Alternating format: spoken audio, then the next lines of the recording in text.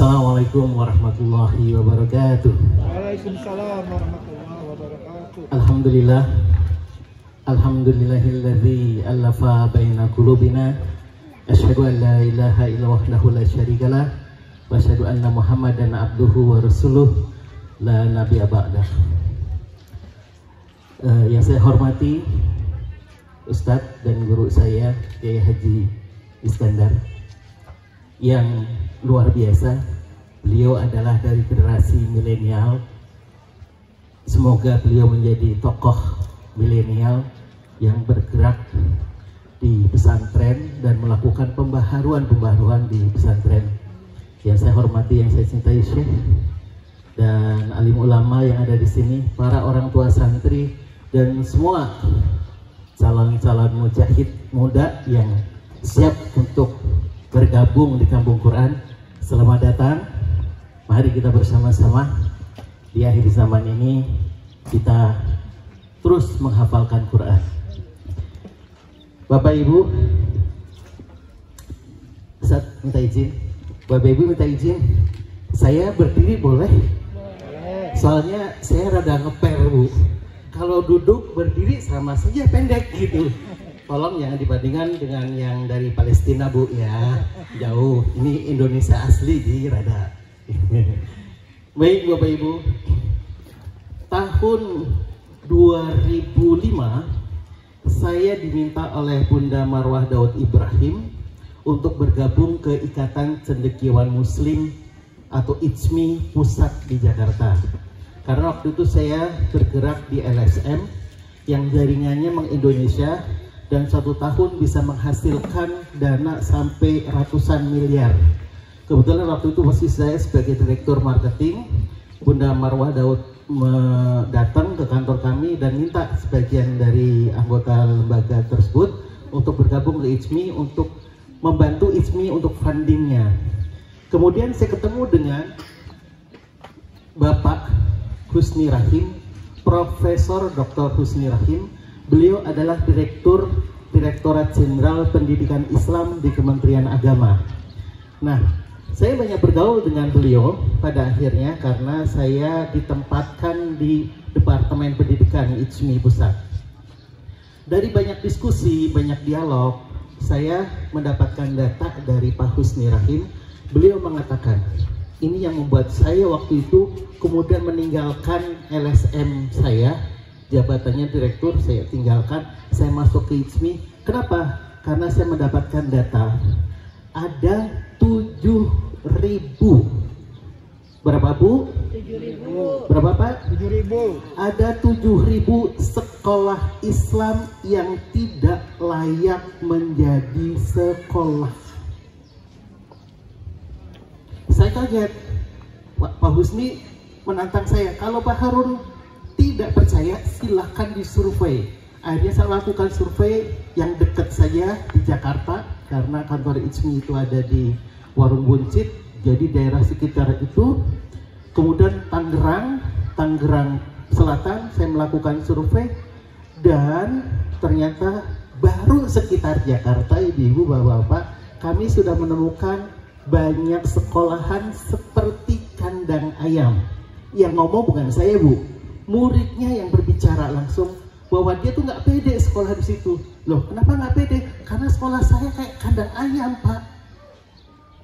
Nah, kalau siswanya saja mengatakan sekolahnya kayak kandang ayam, dia nggak pede dengan sekolah itu. Kalau dia tidak pede dengan sekolahnya, bagaimana mungkin dia bisa menerima ilmu di situ dengan ikhlas? Betul, Bu, ya? Nah, kemudian di ICMI kami melakukan gerakan namanya Gerakan Guru Berkualitas, karena untuk memperbaiki sekolah antara lain gurunya harus diperbaiki. Kenapa gurunya diperbaiki? Karena berdasarkan survei yang kami lakukan di ICMI, 60-70% guru itu tidak layak mengajar karena tidak memiliki kompetensinya.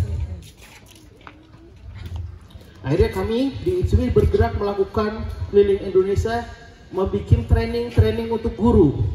Dan yang paling semangat ikut training itu siapa ibu-ibu? Karena it's me coba netral, yang aktif ikut training justru non-Islam. Kalau sekolah-sekolah kita undang dari madrasah-madrasah, gurunya datang. Kemudian kalau sudah datang, mereka komen, ya untuk apa sih training-training begini? Kan saya sudah ngajar 20 tahun. Untuk apa training-training seperti ini? Itu komentarnya. Tapi kami terus berlanjut melakukan survei-survei dan sebagainya, bikin training-training dan seterusnya.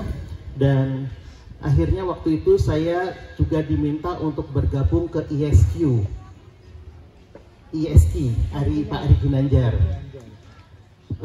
Pak Ari Ginanjar, walaupun saya sudah keluar dari ISQ, Pak Ari Ginanjar masih kenal dengan saya. Dan di ISQ ini saya ketemu dengan bapak-bapak namanya Pak Gufron.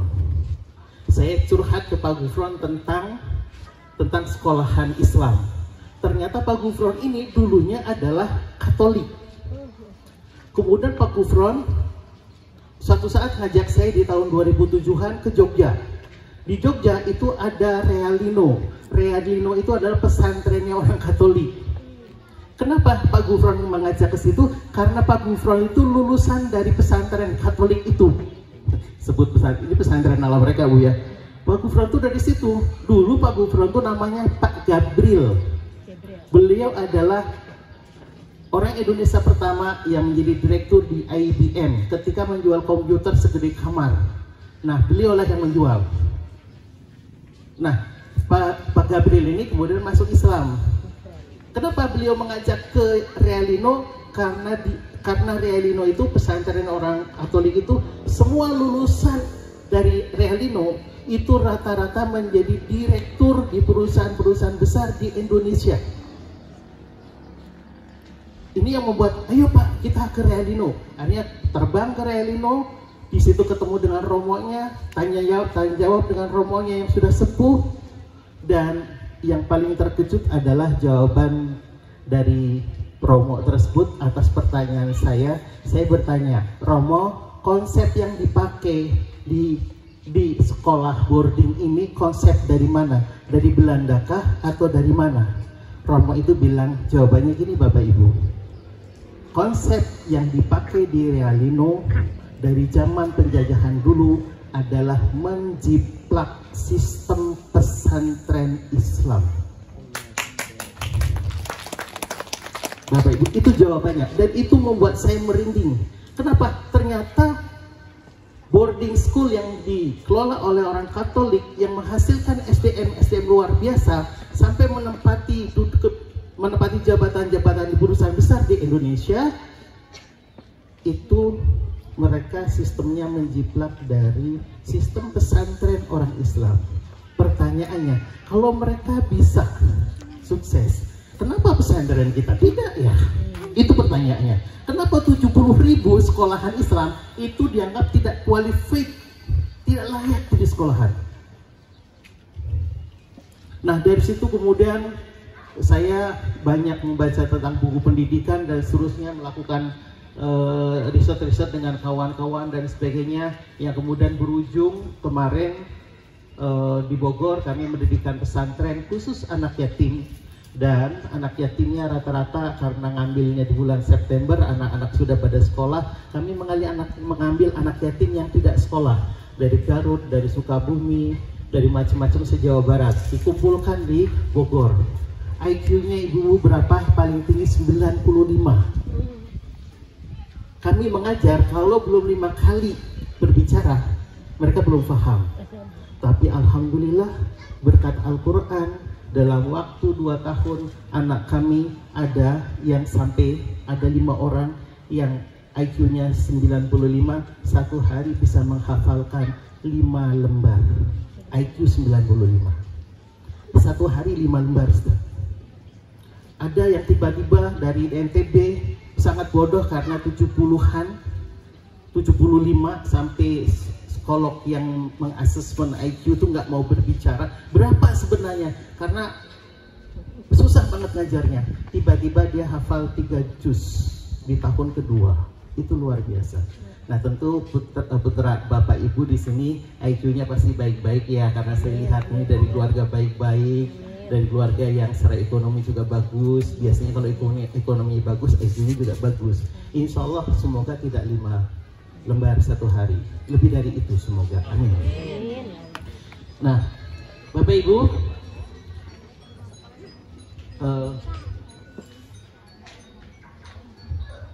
maaf, saya bikin timer, tapi timer saya udah bunyi.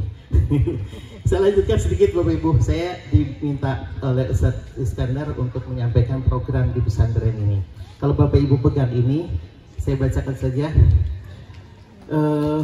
Sayyidina Ali bin Abi Thalib radhiyallahu anhu berkata, didiklah anak-anakmu sesuai dengan zamannya, karena mereka hidup di zaman mereka, bukan pada zamanmu. Sesungguhnya mereka diciptakan untuk zamannya, sedangkan kalian diciptakan untuk zaman kalian. Bapak Ibu, hari ini sebenarnya sedang terjadi satu revolusi yang kita sadar atau tidak ini terjadi, terutama dengan adanya COVID-19.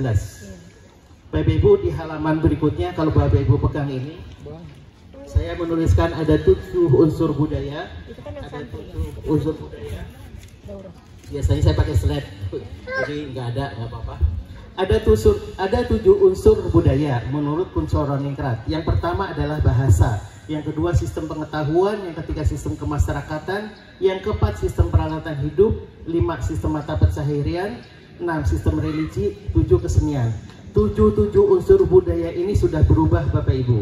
Yang pertama bahasa. Bahasa Indonesia dahulu itu terdiri dari bahasa Arab. Bahasa Indonesia itu banyak menyerap bahasa Arab. Berjumlah berapa? Berjumlah 70%. Ketika pertama kali saya masuk ke Unpad itu 70%. Ketika saya keluar dari Unpad itu bahasa Indonesia, bahasa Arabnya ada 60%. Hari ini bahasa Indonesia banyak menyerap dari mana Ibu-ibu?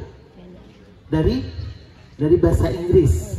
Sampai MC-nya mengatakan OTW. OTW itu bahasa mana? Itu bahasa milenial, bahasa gaul. Apa? On the way. On the way. Ya. Itu bahasa Inggris. Jadi bahasa Indonesia sekarang banyak menyerap bahasa Inggris. Artinya ada perubahan dari bahasa. Banyak orang Sunda hari ini yang nggak bisa bahasa Sunda halus. Banyak hari ini orang Jawa yang tidak bisa bahasa Jawa halus. Bisanya bahasa Indonesia. Berarti ada perubahan bahasa ke bahasa Indonesia. Bahasa Indonesia dari bahasa Arab, Majelis Pemusyawaratan Rakyat, kursi dan sebagainya, itu dari bahasa Arab. Sekarang banyak berubah menjadi bahasa Inggris. Artinya sudah mulai nih bahasa berubah. Sampai hari ini ketika COVID berlangsung, pedagang UKM yang tidak bisa bahasa Inggris, dia tidak bisa jualan online. Karena untuk jualan online harus mengerti bahasa Inggris. Ini revolusi di bidang bahasa. Sistem pengetahuan juga demikian. Sistem kemasyarakatan. Dulu kita bermasyarakat di lingkungan geografis kita, di lingkungan keluarga. Sekarang kita ngobrol dengan orang, tapi kita nggak kenal orangnya siapa. Di mana? Di grup WA. Di grup WA apakah kita tahu semua, kenal semua? Tidak. Kita ngobrol berdasarkan karena kesamaan pemikiran. Jadi sistem kemasyarakatan juga berubah. Saya percepat Bu ya karena waktu. Kemudian sistem mata pencaharian hidup juga berubah. 1 tahun itu ada 5.000 mata pencaharian yang hilang, tetapi datang 5.000 mata pencaharian yang baru. Jadi cepat sekali berubahnya. Kemudian sistem religi juga begitu. Kemudian sistem kesenian. Kesenian misalnya kita ambil arsitek. Dulu arsitek, orang bangun rumah disesuaikan dengan kondisi alam. Minangkabau begitu, Jawa ada joglo, Sunda ada rumah panggung, menyesuaikan dengan alam. Dan biasanya di gentingnya itu ada simbol-simbol mengagungkan Tuhan. Tapi hari ini seni arsitektur bukan mengagungkan Tuhan, bukan menyesuaikan dengan alam, tapi lebih banyak memunculkan identitas pemiliknya, mengagungkan pemiliknya. Jadi sistem kebudayaan, unsur-unsur kebudayaan itu sudah berubah. Oleh karena itu, kalau seluruh unsur kebudayaan itu sudah berubah, maka terjadi revolusi budaya. Kalau dulu ada revolusi, apa dulu? Industri. Ada revolusi industri. Berubah semua kan Bu ya? Hari ini ada revolusi kebudayaan pasti akan berubah. Oleh karena itu sistem pendidikan harusnya berubah atau tidak berubah, ibu-ibu? Harusnya berubah. Nah, oleh karena itu Bapak Ibu, di Learning Kampung Quran ini, di pesantren Kampung Quran Learning Center ini, selain ada hafalan Quran, ya harus, kemudian ada pesantren salafiyahnya, kemudian juga ada kepemimpinannya. Kenapa ada kepemimpinan? Kalau Bapak Ibu membaca undang-undang tentang pendidikan di Republik Indonesia, dari zaman dulu sampai sekarang ini mengalami degradasi semakin negatif. Sistem pendidikan, kalau kata saya ibu-ibu, sistem pendidikan nasional Indonesia itu menjauhkan anak kita dari agamanya. Kemarin ada usulan agar pelajaran agama itu ditiadakan. Kita protes, kemudian pelajaran agama tetap ada, tetapi agama yang berbasis pada budaya. Begitu Bu ya? Kalau sudah agama berbasis pada budaya Ibu, berarti Tuhan Allah dibatasi oleh budaya. Budaya bikinan manusia, syariat bikinan Allah. Jadi Allah dibatasi oleh manusia. Ini nggak benar ini. Makanya kita dengan undang-undang hip-hip hura-hura kita juga menentang. Jadi undang-undang hura-hura kan berketuhanan yang berkebudayaan. Itu kan ngaco banget gitu Bu ya. Saya orang sosial jadi rada galak di sisi itu. Kemudian di halaman berikutnya Bapak Ibu, apapun tujuan pendidikan Republik Indonesia, yang pertama teorinya nih Bu, teorinya agar manusia mendidik siswa agar beriman dan bertakwa. Selain di pesantren Ibu, apakah beriman bertakwa ini tercapai? Tidak. Tercapai tidak? Tidak. Kemudian berakhlak mulia apakah tercapai? Jauh. Tidak, jauh. Apakah sehat juga diurusi di sekolah kita? Tidak. Apakah berilmu? Berilmu nggak Bu? Ilmu dihitung. Berilmu nggak Bu? Sistem pendidikan kita membuat anak kita berilmu atau tidak Bu? Berilmu. Punya banyak pengetahuan iya, tapi mungkin juga tidak berilmu. Di sampingnya itu ada tulisan taksonomi Bloom.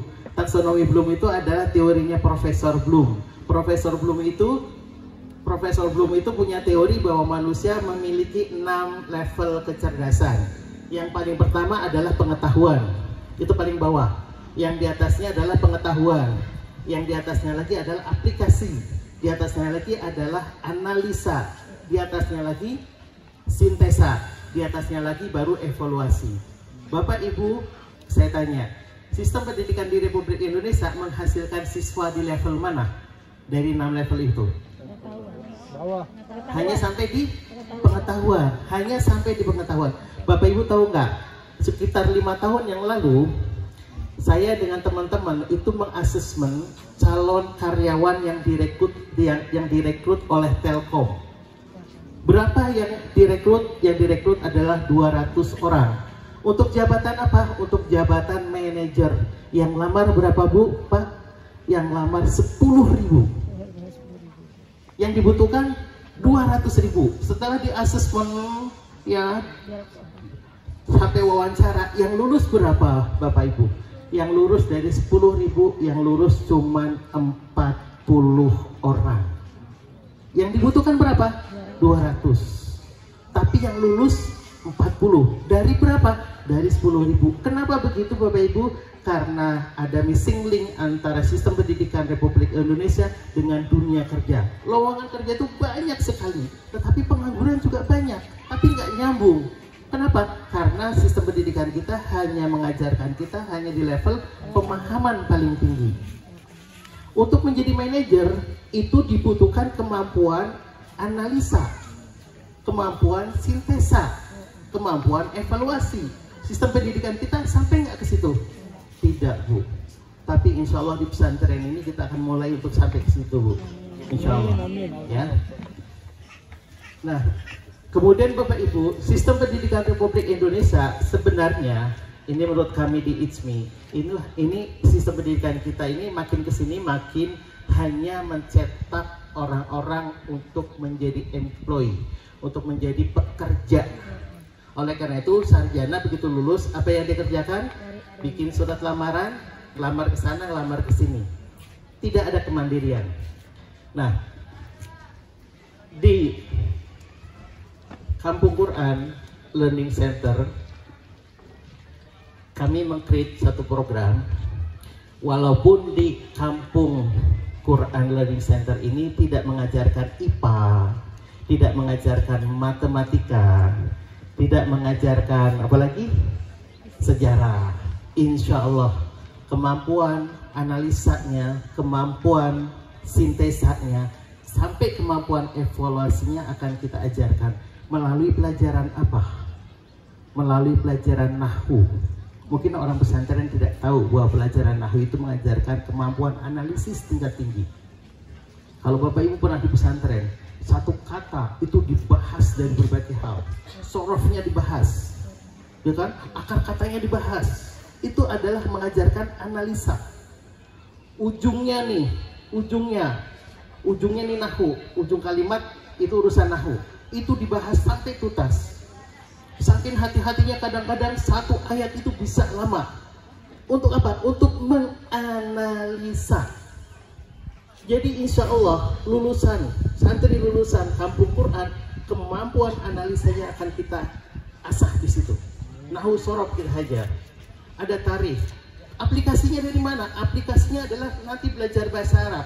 Belajar bahasa Arab tuh nggak pakai teori, langsung aplikasi, praktis. Nggak seperti zaman dulu belajar bahasa Arab tuh nggak bisa ngomong. Contohnya saya belajar bahasa Arab tapi nggak bisa ngomong karena dibahas dulu nahwu sorofnya, nggak muhadasahnya. Belajar bahasa Arab tapi bahasa pengantarnya bahasa Inggris di laboratorium, liar Bu, 2 kali liar. Apa di bahasa Inggrisnya? Belajar bahasa Arab tapi bahasa pengantarnya bahasa Inggris, repot gitu ya. Nah, tapi insya Allah di sini kita ada syekh langsung ya, jadi kalimatnya akan anak-anak langsung mendengar langsung dari orang aslinya. Itu aplikasi untuk pemahaman, kemudian dan sebagainya. Insya Allah itu akan ada di sini. Itulah yang kemudian saya berani mengatakan kepada Bapak Ibu, walaupun di sini nggak ada IPA, nggak ada matematika, insya Allah ibu-ibu, bapak-bapak, anak-anak asal punya kemampuan analisa, kemampuan sintesa, kemampuan evaluasi, dia bisa hidup. Takbir. Di Telkomsel, saya kenal dengan Pak Kiskenda. Pak Kiskenda itu menahan 6 bulan satu jabatan di level manajer. Kenapa? Karena beliau ingin yang duduk di situ orang Islam. Tapi selama 6 bulan nggak muncul juga orang Islam yang kelamar ke situ. Kebanyakan orang non-Islam yang dari Singapura, yang dari Amerika, S1, S2, kebanyakan tidak ada orang Islam. Gagal di mana? Gagal di kemampuan analisa, sintesa, dan evaluasi. Oleh karena itu di sini ada pelajaran kepemimpinan. Sebagai penutup, ibu-ibu, teman saya bertanya kepada saya, Pak, tolong carikan orang yang hafil Quran. Untuk apa? Untuk jadi imam. Imam apa? Untuk jadi imam masjid. Saya marah, Bu. Kenapa saya marah? Orang yang hafil Quran itu cerdas. Sebenarnya enggak. Ya boleh, Bu. Orang yang hafil Quran boleh jadi imam masjid, boleh. Tapi kenapa saya marah? Dia bilang, Pak Harun, ini gajinya gede, apalagi dia ngomong gajinya gede. Itu penghinaan kepada para hafid. Hafid itu orang yang punya kecerdasan luar biasa. Jadi imam cocok. Tapi maksud saya Bapak Ibu, kalau dia dicari untuk jadi wali kota, saya dukung. Kalau hafiz Quran dicari untuk jadi gubernur, saya dukung. Kalau sekedar menjadi imam, kerendahan ibu-ibu. Tapi saya ngeritik teman saya, antum ngambil hafiz Quran cukup untuk menjadi imam di masjid antum? Iya. Kenapa nggak antum angkat di perusahaan antum? Antum punya perusahaan kan? Punya. Kenapa nggak diangkat? Udah Pak, udah. Terus dia nggak mampu apa? Dia nggak punya jiwa leadershipnya, mengatur aja nggak bisa. Saya baru sadar, berarti pelajaran kepemimpinan itu menjadi perlu. Dan kelebihan Realino yang tadi saya ceritakan adalah di sana sangat terstruktur pendidikan kepemimpinannya. Ada adu debatnya, ada bagaimana menyampaikan proposal, ada bagaimana presentasi, ada bagaimana negosiasi. Itu di pesantren nggak ada, Bu. Tapi dasarnya sudah ada, kemampuan analisanya sudah ada. Jadi insya Allah di Kampung Quran, bismillah mulai hari ini, mohon doa dari Bapak Ibu semuanya, mohon doa dari para alim ulama, para ustadz ustadzah, semoga kita bisa merealisasikan ini. Mumpung Kampung Quran ini dipimpin oleh orang yang masih milenial, usianya baru kepala 3, sangat energik, sangat luar biasa. Semoga ini bisa menjadi pesantren yang siap menghadapi tantangan zaman. Takbir! Amin amin ya rabbal alamin. Mohon maaf lahir batin. Assalamualaikum warahmatullahi wabarakatuh.